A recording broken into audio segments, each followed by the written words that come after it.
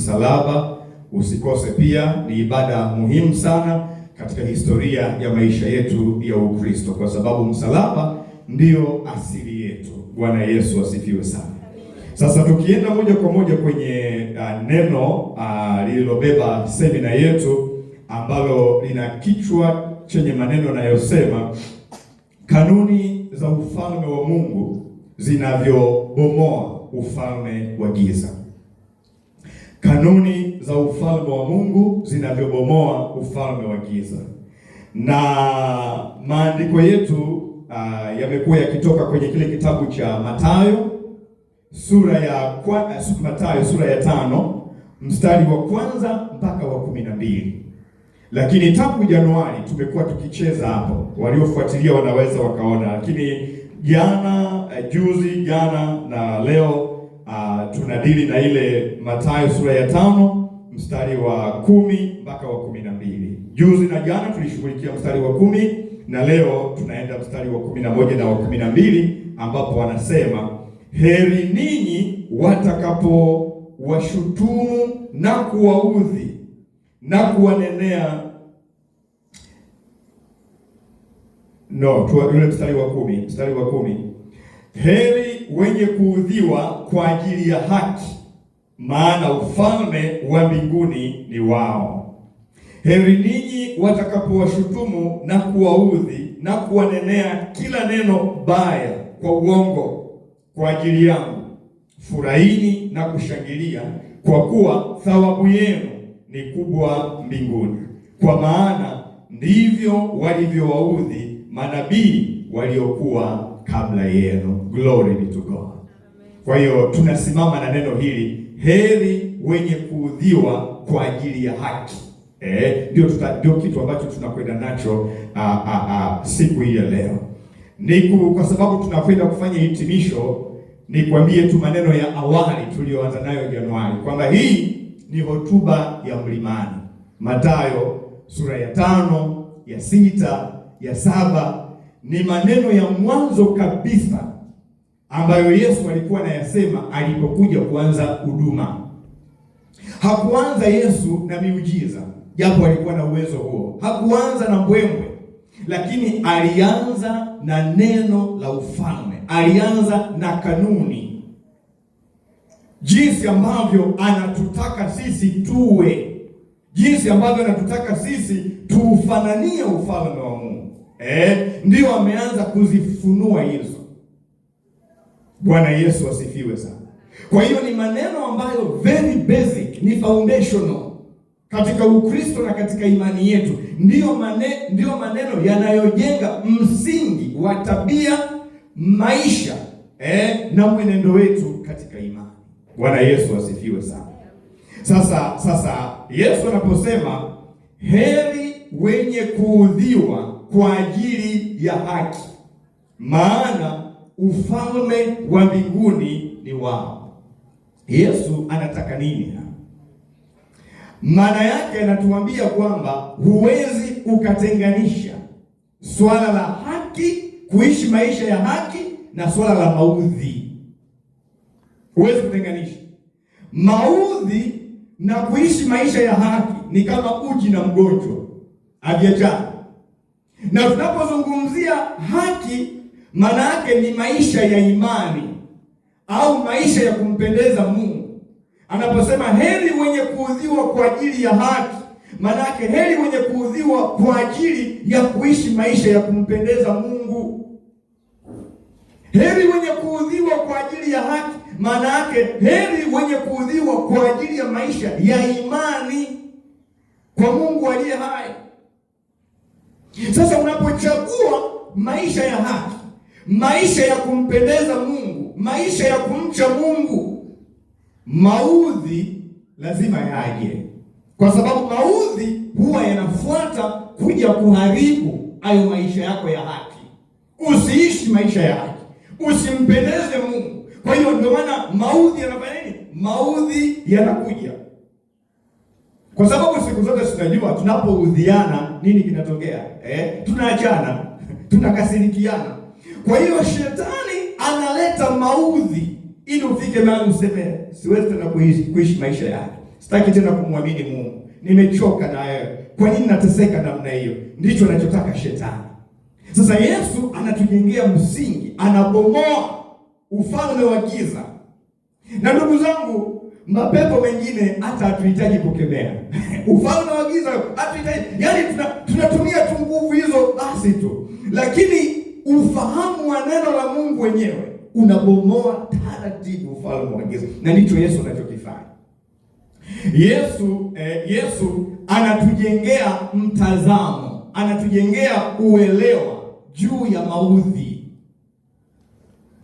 kwamba usijenge mtazamo kwamba maudhi yanapokuja, usijenge mtazamo kwamba ni kero. Usiaone maudhi kama kero, usione maudhi kama kitu cha kukuhuzunisha na kukutesa. Anasema heri, mmebarikiwa ninyi mnaoudhiwa, mnaopewa maudhi, kwa sababu mmechagua kuishi maisha ya kumcha Mungu. Ninyi ufalme wa Mungu ni wa kwenu.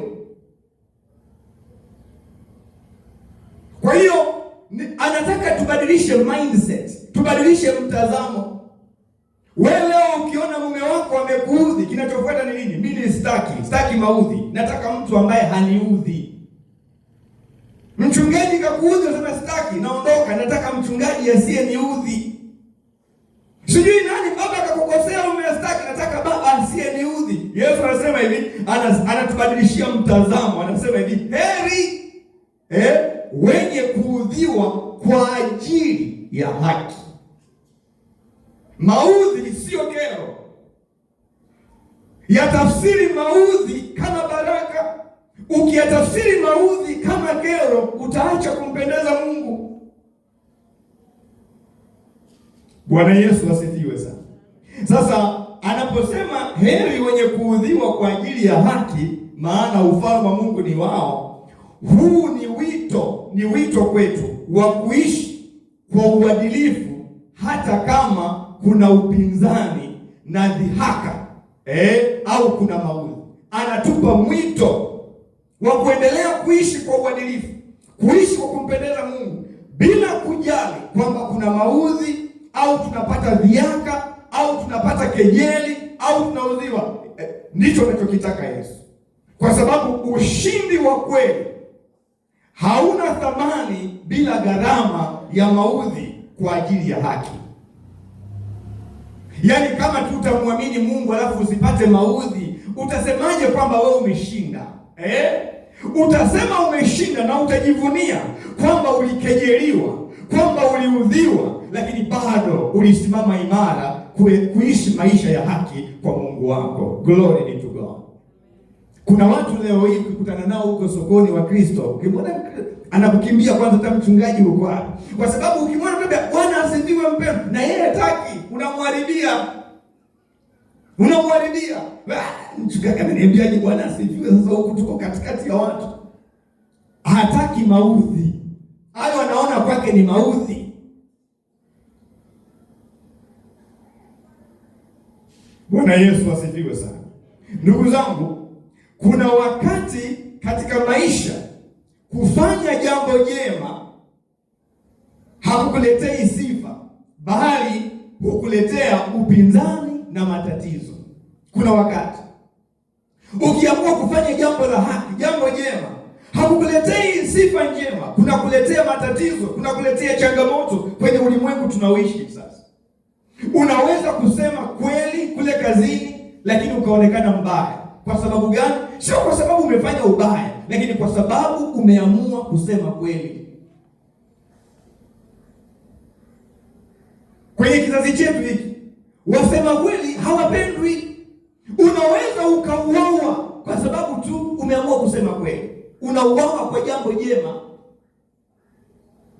Unaweza ukafukuzwa kazi, ukatengwa kabisa kwa sababu tu umesema kweli. Unaweza kukataa rushwa na ukaonekana we mjinga. Kuna dada fulani ni hakimu mahali fulani, wenzake wote walikuwa wanakula rushwa, yeye alikuwa ananyosha mambo namna hii. Wenzake akamwambia, wewe unajifanya wewe mlokole, wakamrushia majini, wakamwekea majini kwenye kiti chake. Dada akaja kuponea kwenye maombi, wachungaji wamehangaika, majini ndio wanasema sisi ni mahakimu wenzake, huyu hataki rushwa, anajidai yeye mwadilifu sana. Ndio maana nakwambia Yesu anasema hapa, anasema heri wenye kuudhiwa kwa ajili ya haki, watakupiga vita, watakurushia mauchawi, kwa sababu wewe umechagua mambo ya haki. Anasema usione kwamba ni kero, usione kwamba ni kero.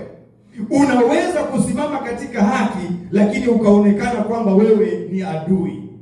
Je, tunapoteseka kwa sababu ya haki, tumekosa au tumebarikiwa? Yesu anataka tubadilishe mtazamo. Anasema sisi tumebarikiwa. Yesu anatushangaza, anaishangaza dunia anatushangaza kwa sababu dunia inaposema pole kwa mateso, lakini Yesu anasema heri kwa mateso. Heri kwa mateso. Dunia inakwambia unateseka nini? Unaona nini? Wewe bwana fanya tu hivi. Yesu anasema heri, mmebarikiwa kwa sababu ya mateso. Yesu, ndugu zangu, aliona kwamba watu hawataki kuudhiwa kwa ajili ya kutenda mema. Hawataki. Kwa hiyo wakajiunga na wabaya. Ndio maana hata yeye anasema, mtu akinionea haya, mtu atakayemwonea haya mwana wa Adamu katika kizazi hiki cha zinaa na uasherati, na mimi nitamwonea haya siku ile nitakapokuwa nakuja na malaika zangu. Kwa nini watu wanaona haya? Hawataki kuudhiwa, kujulikana kwamba wao ni watu wanaomcha Mungu, kwamba wao ni watu wanaompendeza Mungu. Nataka niwaambie hivi watoto wangu, kama kuna watu wamechagua kumwabudu shetani, na wengine mpaka wanavaa beji hapa kwamba I worship Satan, kwa nini tuone haya kuwaambia watu mimi nimechagua kumcha Mungu? Kwa nini tuone haya? Kama wenzetu wanasema hadharani, anavaa na beji kabisa I worship Satan, alafu wewe unaona haya eti kuambia marafiki zako, kuambia majirani zako, kuambia wafanyakazi wako kwamba mimi namcha Mungu, wewe utakuwa ujielewi. Labda unamilikiwa na shetani lakini umejichomeka upande wa Mungu. Unamilikiwa na shetani lakini umejichomeka upande wa Mungu, lakini utawaambia mimi hivyo vitu sifanyi. Kwa sababu gani? Mimi namcha Mungu, namhofu Mungu. Basi umemaliza. Huna haja ya kujieleza. Wewe mshamba, wewe unaniambia sawa. Wewe umechagua kutokuwa mshamba, mimi nimechagua kuwa mshamba. Sasa tunachekana nini? Kila mtu na uchaguzi wake. Kwani mimi niliucheka uchaguzi wako? Umechagua kufanya uovu, mimi nimechagua kufanya wema. Tuheshimiane. Lakini leo hii kama hata sisi watu tuliochagua kutenda mema tunawaona kama wanaotenda mabaya ndio ambao wanasifiwa, ndio yaani ndio tunaona kama ndio wenyewe. Hakuna. Acha watushangae, lakini tutaonyesha ukuu na heshima ya Mungu wetu katikati ya kizazi kilichopotoka. Glory be to God.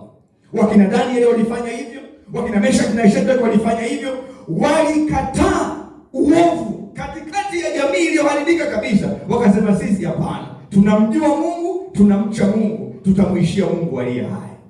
Glory be to God. Bwana Yesu asifiwe. Haleluya. Ni ngumu sana katika mji kama wa Dar es Salaam kukaa na kusema kwamba wewe unamcha Mungu. Inahitaji neema ya Mungu, kwa sababu vishawishi kulia na kushoto. Unaonekana wewe tu, kila mtu anakushangaa wewe tu, yaani ndio unasema mlokole ndio inahitaji neema ya Mungu. Lakini tusiogope wanao. Tusiogope.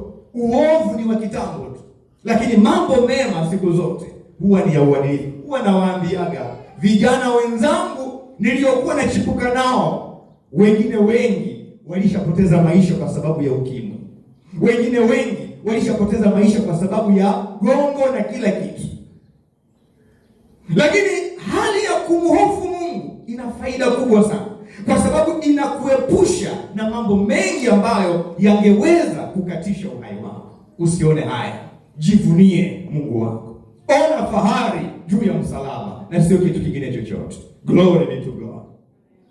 Ndio maana ukiangalia kwenye Mathayo sura ya 13 mstari wa 20 mpaka 21, Yesu anasema pale kwenye mfano wake wa mpanzi ule kwamba maudhi lazima yatakuja kama umelikubali neno. Wale waliolikubali neno watapata udhia. Udhia manake ni kero, ni maudhi. Mathayo 13 mstari wa 20 mpaka 21. Wewe soma hapo vizuri.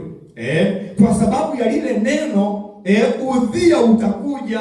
Kwa sababu umeamua kuliamini hilo neno, kuishi maisha ya haki, udhia utakuja, usumbufu utakuja, maudhi yatakuja. Sio kwamba umefanya dhambi, hapana, lakini hayo maudhi yanatafuta kuharibu ulichokiamini. Kwa hiyo wewe mtu wa Mungu, maudhi yakija kwenye ndoa, usiangalie kimwili, yanatafuta ulichokiamini. Maudhi yakija kazini kwako, yanatafuta uadilifu wako. Usimwangalie mtu, wewe ingia kwenye ulimwengu wa roho. Maudhi yanapokuja kule chuoni kwako, hayatafuti kitu kingine, yanatafuta mahusiano yako na Mungu aliye hai. Na ndio maana Yesu anasema haya. Kwa hiyo maana yake anasema mjipange, muelewe, mfahamu. Unajua, kufahamu tu ni ushindi mkubwa sana. Ukishajua kwamba kila maudhi yanayokuja kwangu ni baraka. Ndio maana kesho tutaona kwamba Yesu wala hakumlaani Yuda wala hakumchukia, na alijua kwamba huyu ndio anayenisaliti. Hivi ingekuwa wewe ungefanyaje? Unajua kabisa huyu ndio atakusaliti. Unaweza ukakaa naye kwenye round table namna hiyo, unakula naye, ukaambia hebu mtoe huyu, muangalie kwanza, alitaka kuniua, alitaka kwa nini? Unaweza kumchomoa kabisa, ana mpango mabaya. Lakini Yesu anayaona mtazamo wake, maudhi anayaona kwake kama baraka, na ndivyo ilivyokuwa. Ni mtaalamu wa kugeuza mabaya kuwa mema. Glory be to God. Glory be to God. Glory be to God. Ndio maana kesho tutaona usaliti na upendo vyote vinakutana kwenye meza namna hii. Vyote vinakutana kwenye meza. Yuda anasaliti, Yesu anasema amri mpya nawapa, mpendane. Na yeye anaonyesha upendo hata kwa mtu ambaye anapanga kumsaliti. Sifanye mchezo. Na huu ndio Ukristo, na hapo ndio kuna moyo wa Ukristo. Unamjua mtu anayekufanyia mabaya, lakini unacheka naye kama vile uelewi mambo anayokupangia, na yeye hajui kwamba wewe unajua. Huo ndio Ukristo. Sio unajua, Mungu kakujulisha huyo mtu anataka kufanyia mabaya, ndio unakwenda nimejua njama zako.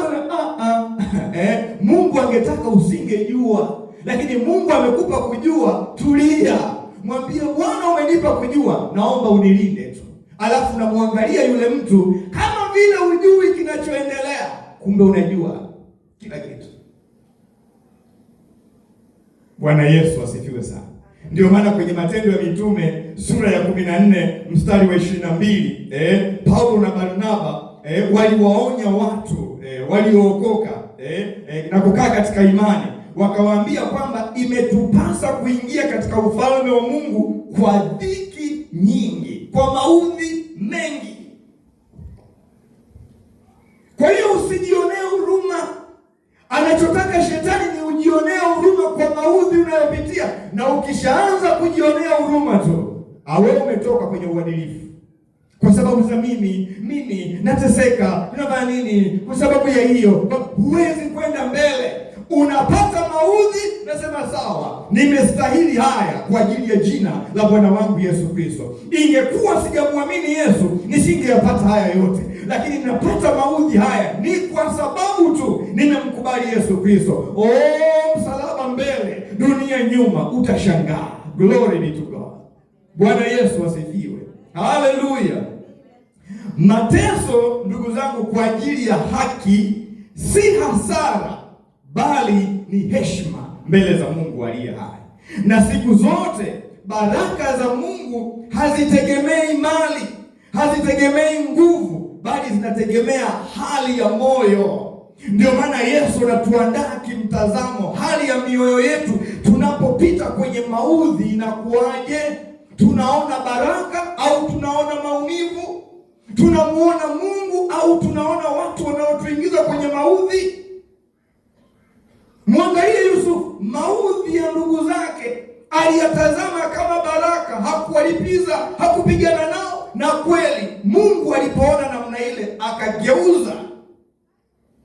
Heri wenye kuudhiwa kwa ajili ya haki, kwa sababu ufalme wa Mungu ni wao. Watu wenye kuudhiwa kwa ajili ya haki ni watu wanaopata mateso, ni watu wanaodharauliwa, ni watu wanaopata upinzani kwa sababu tu wanaishi kwa kufuata mapenzi ya Mungu aliye hai. Hawa watu ufalme wa Mungu, Biblia inasema ni wao. Maana yake Mungu atawapa thawabu na sehemu katika ufalme wa Mungu. Mungu atawapa malipo. Kuishi maisha ya haki kunaweza kuleta upinzani kama tulivyosema, kunaweza kuleta mateso, lakini mateso kwa ajili ya imani si ishara ya kushindwa, bali ni ishara ya baraka. Ni ishara ya baraka. Ukianzisha kanisa namna hii katikati ya wachawi na wanga na walevi na kila kitu, lazima utaudhiwa, lazima utateswa. Furahi kwa sababu ni baraka. Anaposema haki, maana yake kama tulivyosema ni kuishi kulingana na mapenzi ya Mungu. Heri wenye kuudhiwa kwa ajili ya haki. Haki maana yake ni kuishi kulingana na mapenzi ya Mungu au kuyafanya mapenzi ya Mungu. Na kuudhiwa sio lazima upigwe, sio lazima ufungwe, hata kukataliwa kwa sababu ya imani. Marafiki zako utasema mwache huyo shamba huyo, yaani unakataliwa tu, hawataki tena, nayo ni maudhi. Kudhihakiwa kwa sababu ya uadilifu wako, mwache huyo mlokole, mwache huyo mshamba, ni maudhi. Kupoteza fursa kwa sababu ya kukataa kufanya dhambi na mabaya ni maudhi. Kuna watu wananyimwa nafasi kwa sababu wao tu wameokoka. Sema ukimweka huyo mlokole hapa hatutapiga dili, toe. Lakini Petro anatuambiaje? Kwenye Petro wa kwanza sura ya 2 mstari ule wa 20 mpaka wa 21. Napenda vifungu hivi. Petro wa kwanza sura ya 2 mstari wa 20 mpaka 21. Nasema, kwa maana ni sifa gani kustahimili mtendapo dhambi na kupigwa makofi, lakini kustahimili mtendapo mema na kupata mateso, huu ndio wema hasa mbele za Mungu. Kama unapigwa makofi kwa sababu umeiba, kwa sababu umetukana, anasema kuna faida gani? Lakini ukipigwa makofi, ukikataliwa, ukitemewa mate kwa sababu ya uadilifu, anasema hapo ndipo penye, huo ndio wema machoni pa Mungu. Kwa sababu anasema ndio tulioitiwa, maana Kristo naye aliteswa kwa ajili yenu, akawaachia kielelezo mfuate nyayo zake. Nyayo zake ni zipi? Kupokea maudhi, kwa sababu yeye aliudhiwa, na sisi tukifuata nyayo zake tutapokea maudhi kwa ajili ya haki.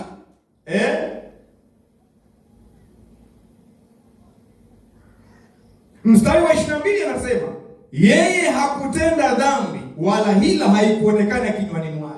Mstari wa 23, yeye alipotukanwa hakurudisha matukano, alipoteswa hakuogofya, bali alijikabidhi kwake yeye ahukumuye kwa haki. Napenda mambo haya.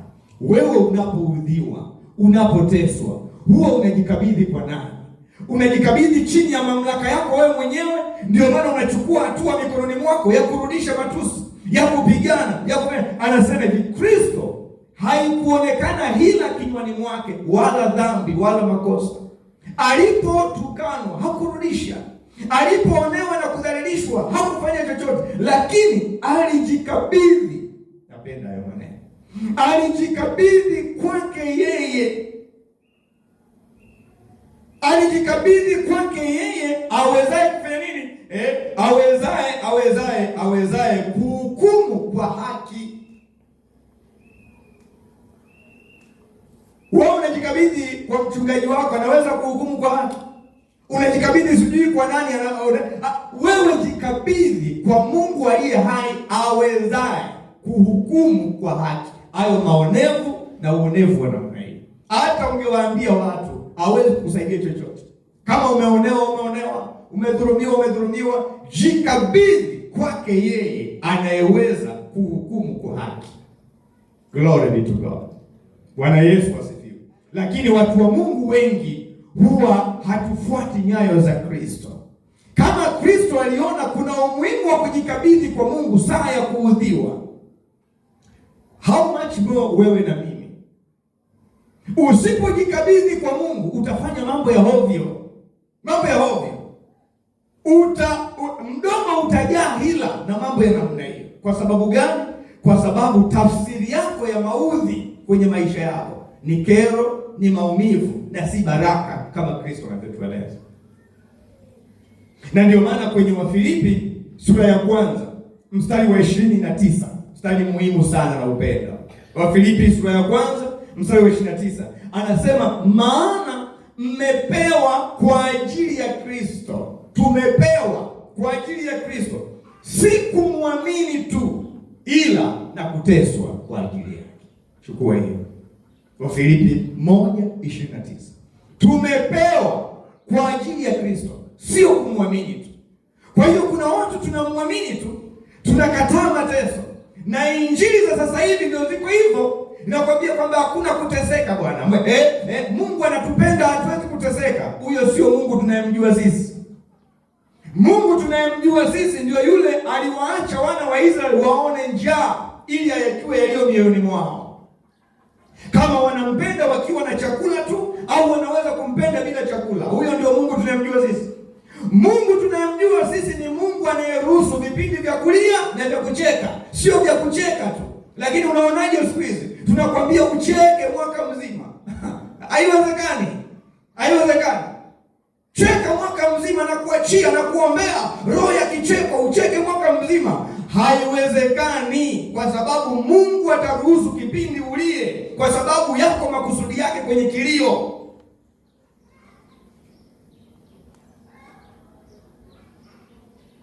Asingeweka kilio Mungu, hata wengine wetu level zetu za maombi zisingekuwa hivi.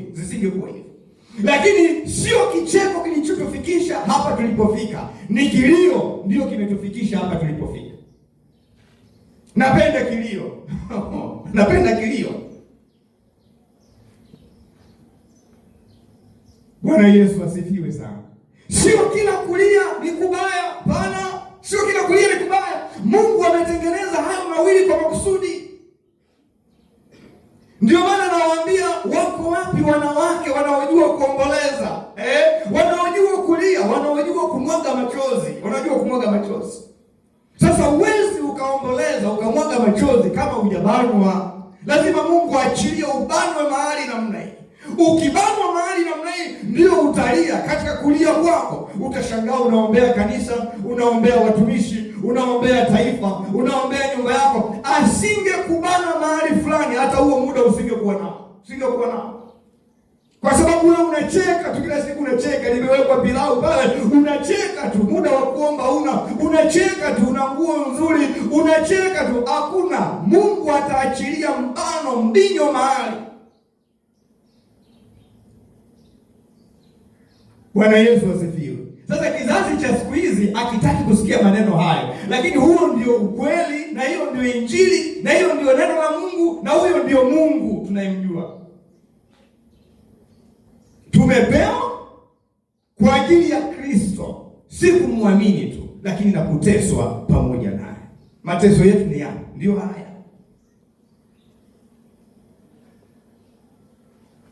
Maanake hii itaimarisha imani yetu. Mateso yatatujengea uvumilivu. Huwezi kuwa na uvumilivu saa ya kicheko. Never. Kicheko hakiwezi kukupa uvumilivu. Lakini Mungu anaruhusu mateso na kudhalilika ili akutengenezee tabia. Tabia zote njema huwa zinatengenezwa kwenye machozi, sio kwenye kicheko. Nakwambia, chukua hiyo vizuri. Tabia yoyote nzuri inatengenezwa kwenye machozi. Ukimkuta mtu mvumilivu, muulize amepita wapi. Muulize amepita wapi.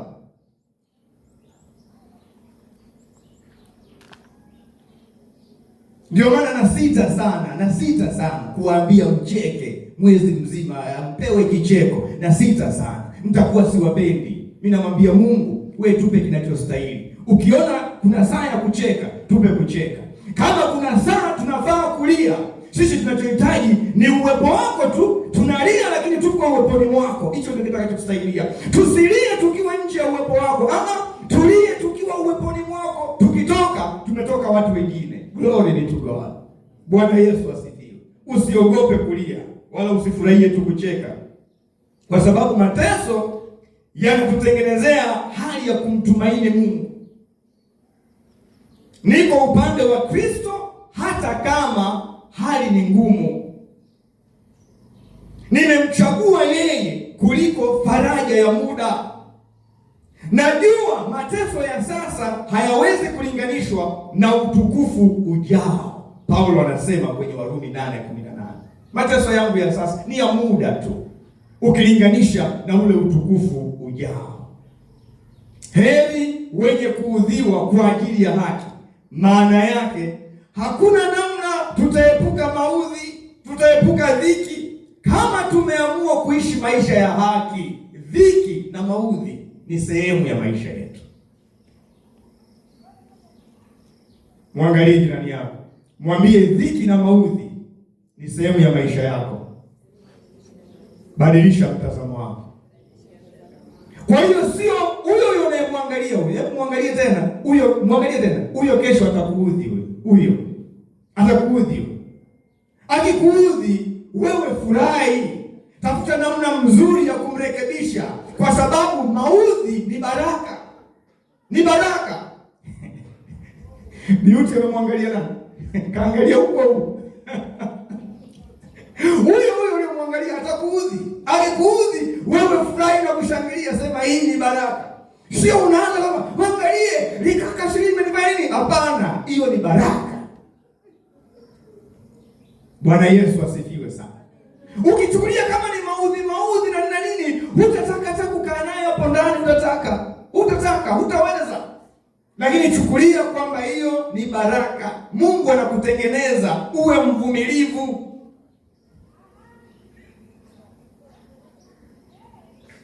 Na ndio maana kwenye Timotheo wa pili sura ya 3 mstari wa 12 anasema Timotheo John, nimesema Timotheo ngapi? Sura ngapi? Mstari ngapi? Kuna mtu anakuambia Timotheo wa pili sura ya 3 mstari wa 12 anasema, naam, na wote wapendao kuishi maisha ya utauwa, maisha ya utakatifu katika Kristo Yesu wataudhiwa. Kama wewe huwezi au sio muumini wa kuishi maisha matakatifu, maudhi hayaenda kukuta. Hakuna. Hayaenda kukuta. Kwa sababu wewe uchafu tu hiyo. Kwa hiyo lakini anasema hapa, wale waliokusudia kuishi maisha ya utakatifu hao watapata maudhi. Na sisi ni wamoja wapo. Tumechagua kukataa dhambi. Tumechagua kukataa uovu. Maudhi ni sehemu ya maisha yetu. Ndio maana kwenye Wakorintho wa pili sura ya 4 mstari wa 8 mpaka wa 11 ni maandiko yangu nayapenda sana. Wakorintho wa pili sura ya 4 mstari wa 8 mpaka wa 11 anasema, pande zote twadhikika bali hatusongwi. Twaona shaka bali hatukati tamaa. Twaudhiwa bali hatuachwi. Twatupwa chini bali hatuangamizwi. Siku zote, mstari wa 10 mpaka 11, twachukua katika mwili kuuawa kwake Yesu, ili uzima wa Yesu nao udhihirishwe katika miili yetu. Kwa maana sisi tulio hai siku zote tunatolewa ili tufe kwa ajili ya Kristo, ili uzima wa Yesu nao udhihirishwe katika miili yetu ipatikanayo na mauti. Watu wanapotuudhi, Biblia inatuhesabia kama vile tunakufa. Tunapoonyesha msimamo watu wakatuangalia, wanamuona Kristo. Kama hatuwezi kusimama imara katikati ya maudhi, watu hawawezi wakamuona Kristo. Na lengo la Kristo ni watu wamuone. Watamuonaje tusipostahimili mabaya, tusipostahimili maudhi? Watu wataziona hasira zetu, watu watayaona matusi yetu, watu wataona tabia zetu, hawatamuona Kristo. Lakini katikati ya maudhi, unafurahi na kushangilia, unasema nimewasamehe. Wanasema huyu mtu wa aina gani huyu? Tumemtendea haya yote, ajibu hata neno. Wanamshangaa. Wakikushangaa wewe, ndio wanamuona Kristo. Na hicho ndio Yesu anachotaka. Lakini ukirudisha tu matusi, ukirudisha tu hasira, unamficha Kristo, haonekana. Hamna, huyo tunafanana naye. Lakini watakushangaa, na wanapokushangaa wewe, ndipo Kristo anaonekana, kwa sababu Kristo anaishi ndani yetu. Kwamba huyu ni mtu gani? Tunamfanyia mabaya, halipizi. Tunamfanyia hiki, hajibu neno. Tunamkasirisha, hakasiriki. Ndio kwanza anacheka tu. Ndio maana wakati mwingine watu hawatuelewi. Tunafanyiwa mabaya, lakini bado tunacheka. Ni neema ya Mungu inayotaka tudhihirishe ukuu wa Mungu aliye hai. Glory be to God.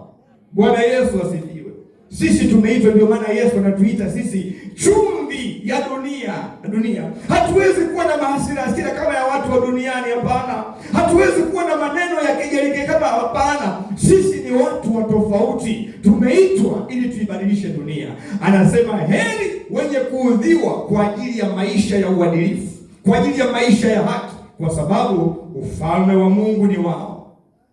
Mateso, ndugu zangu, na changamoto za Wakristo sio ishara ya kukosekana kwa Mungu au upendo wake. Shetani anajaribu kutuma hiyo message. Kama Mungu anakupenda, mbona unateseka sasa? Mbona unaudhiwa sasa? Kama Mungu amekuita, mbona unapata shida kwenye hii kazi ya Mungu? Umjui Mungu.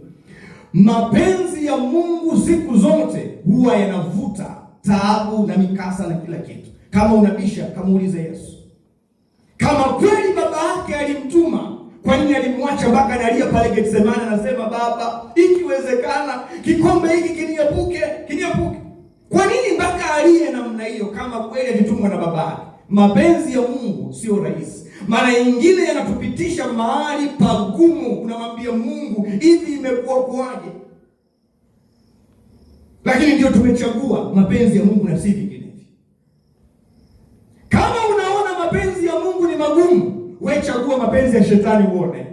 Chagua ya shetani uone. Ndio utajua kwamba ni magumu zaidi. Eti unatoka kanisani, unakwenda duniani. Unafikiri duniani huko ndio kwepesi. Nenda kajaribu. Mimi nakwambia. Nenda kajaribu. Eti unaona mapenzi ya Mungu ni magumu, mapenzi ya Mungu kwako ni shida, unaona kama unashurutishwa. Nataka nikwambie hivi, kachague mapenzi ya shetani uone.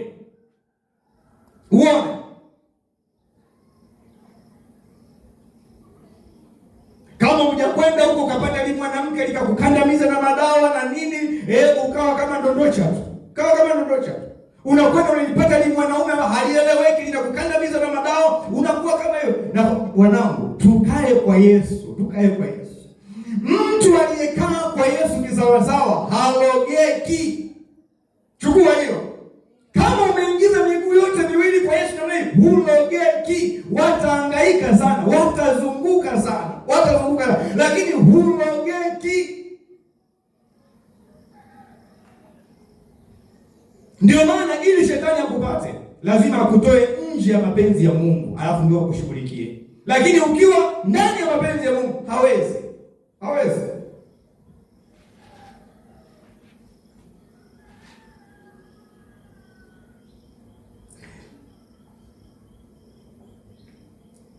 Mateso na changamoto za Wakristo, nimesema sio ishara ya kukosekana kwa Mungu au upendo wake, bali ni fursa ya kuonyesha nguvu, uzima na wokovu wa Yesu kwa ulimwengu.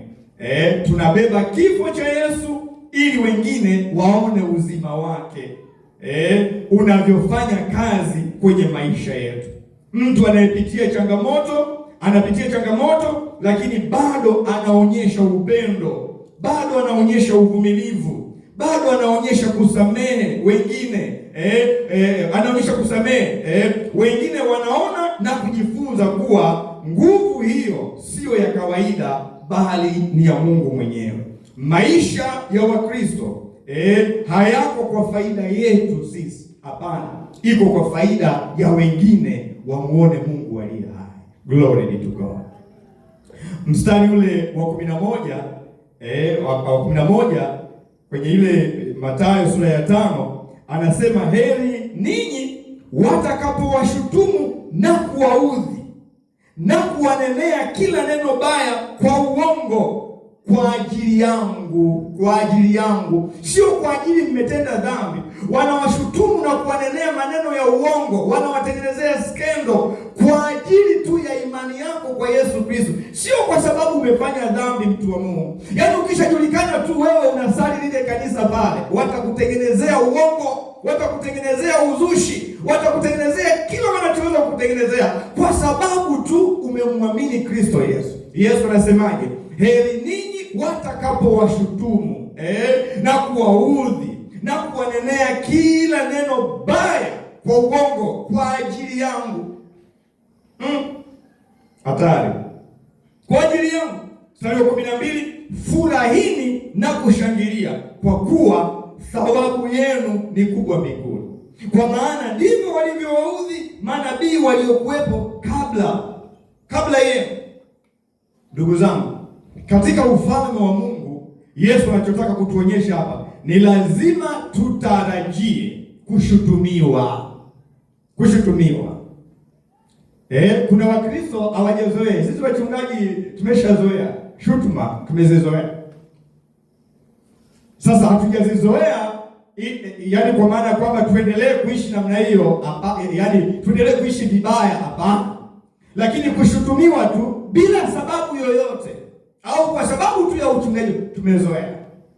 Lakini Wakristo ni kama hivi vitu hawajavizoea. Yesu anasemaje? Utanenewa kwa uongo. Kuna mambo unaweza watu kikunenea ni ya kweli, sio ya uongo. Tabia yako kweli ni mbovu, lakini kuna maneno watakunenea kwa uongo kwa sababu tu ya imani yako. Watakuzushia. Sema usiogope, wewe furahi, kwa sababu thawabu yako ni kubwa mbinguni.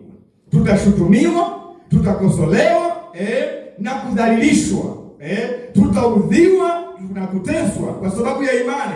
Tutanenewa mabaya. Hivi unajua mabaya? Mabaya kwa uongo, kusemwa vibaya bila sababu ya kweli.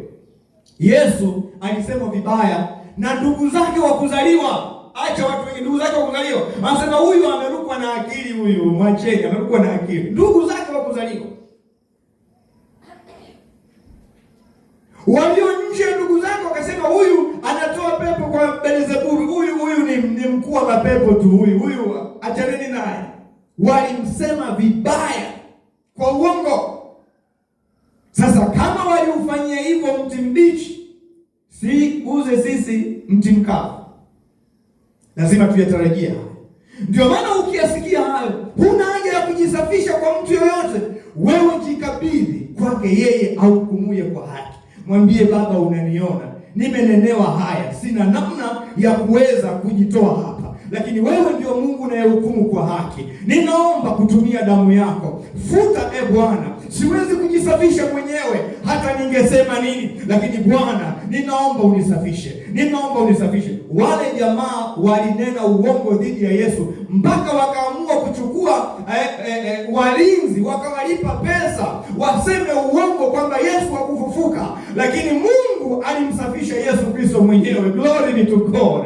Hakumwacha akae kaburini na ushahidi ukawekwa namna hiyo. Alimsafisha Yesu mwenyewe, alimsafisha. Ndio maana usitegemee watu wakusafishe. Wewe jikabidhi kwa Mungu aliye hai. Watakaa watasema lakini tulimsema vibaya tu, lakini hakustahili, lakini ilikuwa tu tumemwonea tu. Watakusafisha. Lakini kama ulikuwa mwadilifu umekunenea kwa uongo, hawezi kukusafisha kama kweli ulifanya uovu. Kwa hiyo sababu kubwa ya haya mambo yote ni Kristo. Kwa nini tunanenewa kwa uongo? Kwa nini tunadhalilishwa? Shida tu ni Kristo. Wanataka tumwache Kristo. Kwa Yesu sibanduki. Semeni msemavyo, habanduki mtu. Bwana Yesu asifiwe. Mlokole gani? Nini? Semeni mtakavyosema. Mimi nimesema kwa Yesu sibanduki. Maana anayejua utamu wa ngoma ni yule aliyeingia anacheza. Hamwezi kujua utamu wa Yesu wangu mpaka mmeingia mmemwamini. Mimi ndio najua uzuri wa Yesu. Ananilindaje? Ananipiganaje? Ananisaidia. Mimi ndio najua utamu wa ngoma. Mkitaka msiishie kukaa nje. Ingieni ndani tucheze wote ngoma ya wokovu. Haleluya kwa mwana kondoo. Glory be to God. Vinginevyo hauwezi. Mtaishia huko pembeni tukusema wale nao, hao nao. Sisi Yesu tunaye na tunatamba naye. Glory be to God. Bwana Yesu asifiwe. Mstari wa 12 anasema furahini, shangilieni kwa sababu thawabu yenu ni kubwa mbinguni. Lengo la ufalme, ndugu zangu, lengo la ufalme wa giza ni kukuondolea furaha. Mtu yoyote ambaye hana furaha ameshashindwa kwenye jambo lolote. Ukikaa kwenye ndoa ukakosa furaha, wewe ulishashindwa. Kwa hiyo Yesu anatuambia mkakati wa shetani ni kuwaondolea furaha. Akiwaondolea furaha, hamtajivunia Yesu wenu, hamtajivunia wokovu. Kwa hiyo mtatamani kurudi kwenye maisha ya duniani. Lakini anasema ninyi furahini kwa sababu mnakijua Mungu wenu anachowatendea, mnakifahamu. Furahini, hamna mnachopungukiwa. Furahini. Kwa sababu gani? Furaha ya Bwana, Biblia inasema, ni nguvu zetu. Haleluya kwa mwana kondoo. Unapofurahi katika Bwana ndio unapata nguvu ya kuendelea kwenye hiyo ndoa. Ndio unapata nguvu ya kumtumikia Mungu aliye hai. Lakini ukikaa kwa unyonge tu, mimi utumishi, utaacha huo utumishi kwa sababu huelewi. Lakini anasema katikati ya mambo yanasitofahamu, anasema furahi kwa sababu furaha ya Bwana ni nguvu zetu. Glory be to God. Na Paulo alikuwa anawaambia hivyo Wafilipi. Kwenye Wafilipi sura ile ngapi? Ya 4 mstari wa 6 kule kuendelea mpaka wa 4 mpaka wa 6 kule wa 8. Anasema hivi, manake Paulo alikuwa amefungwa kama mchungaji wao, amefungwa gerezani. Wakristo wakawa wanahuzunika, mchungaji wao kafungwa, wamepoteza matumaini. Paulo yuko gerezani kama mchungaji, anawaandikia barua waumini wake, anawatia moyo, anawaambia msihuzunike kwa ajili ya mateso yangu. Mimi nimepata haya mateso kwa ajili ya imani katika Kristo. Furahini katika Bwana. Alafu anasema furahini. Upole wenu ujulikane kwa watu wanaotutendea mabaya. Upole usijulikane tu kanisani kwenu kwa wapendwa wenzenu, hapana. Anasema upole wenu ujulikane na watu wote, hata wale wanaotutendea mabaya, hata wale walionifunga mimi mchungaji wenu, waonyesheni upole, kwa sababu Bwana yu karibu. Haleluya kwa mwana kondoo. Wewe upole wako kwa nini unawaonyesha wapendwa wenzako tu? Hutaki kuonyesha upole kwa wanaokuudhi. Hutaki kuonyesha upole kwa majirani zako. Biblia inasema tufurahi katika Bwana. Tena anasema tufurahi. Ukipoteza furaha, umepoteza ushindi wako. Furaha ni sehemu ya ushindi wakati wowote. Ndio maana umepatwa na mabaya, moyo uko chini, ingia chumbani kwako, chukua tenzi, anza kuimba nyimbo ili kuleta furaha. Utashangaa. Unaanza tu pale, mtetenie, uko chumbani kwako, vitani vikali. Unashangaa, moyo unainuka, unajaa nguvu. Lakini ukianza mimi mwanaume huyu, utakufa hapo na utazikwa. Kwa sababu gani? Nguvu zinaondoka. Mimi kanisa hili, acha hiyo. Wewe simama, chukua tenzi, anza kuimba zaburi na kumtukuza Mungu aliye hai. Mungu anakupa ujasiri, mafikra ya ovyo yanaondoka. Unamuona Mungu katika wakati mgumu sana, na Mungu anakutengenezea njia. Glory be to God. Anamalizia pale kwa kusema hivi ndivyo walivyowaudhi manabii waliokuwa kabla yenu. Maana yake msife moyo, ninyi sio wa kwanza. Kuna wenzenu waliotangulia waliudhiwa hivyo, lakini walishinda. Ndio maana kwenye Waebrania 12 mstari wa kwanza anasema tunazungukwa na wingu kubwa la mashahidi namna hii. Wakina Musa wanatuona na wanasema kimbia undole. Unajua ule mchezo wa vijiti, kimbia undole. Ibrahimu anatuita kule, Musa anasema kimbia kote, kimbia, kwa sababu wao wameshashinda, wanatusubiri sisi tukaungane pamoja nao. Ndio maana anasema tumezungukwa na wingu kubwa la mashahidi namna hii, wanatusubiri sisi tuungane pamoja nao ili kwenda kumtukuza Mungu aliye hai. Glory be to God. Usivunjike moyo, mtu wa Mungu. Magumu ni mengi, dhiki ni nyingi, changamoto ni nyingi, lakini anasema ndivyo walivyowaudhi manabii waliotutangulia kabla yetu, lakini kwa nguvu za Mungu aliye hai walishinda. Wakina Daniel walitupwa kwenye tundu la simba, lakini walishinda. Meshaki, Shadraka na Abednego walitupwa kwenye tanuru la moto, lakini walishinda. Wakina Yusufu walipelekwa gerezani, walishinda. Wakina Ibrahim walipita walishinda. Kwa nini sisi tushindwe? Yesu ni yeye yule jana, leo na hata milele. Alikuwepo, yupo, ataendelea kuwepo. Alikuwa na wao, alikuwa na ataendelea kuwa na kizazi kingine. Yeye habadiliki na hata kaa abadilike, kama alivyokuwa jana, alivyo leo na hata milele. Mungu wetu ni vile vile. Glory be to God. Bwana Yesu asifiwe. Bwana Yesu asifiwe. Haleluya. Nasikia kama ndio naanza kuhubiri namna hii. Simama kwa miguu yako, simama kwa miguu yako. Nahitaji kumwona mtu anayemwambia Bwana, ninaomba unipe neema ya kubadilisha mtazamo. Nisione maudhi kama ndiyo mateso, nisione maudhi kama ni kitu ambacho cha kuniangamiza, lakini ninaomba nione maudhi katika mtazamo wa baraka. Ninaomba Bwana, mabwana, unisaidie niweze kuwa na furaha katika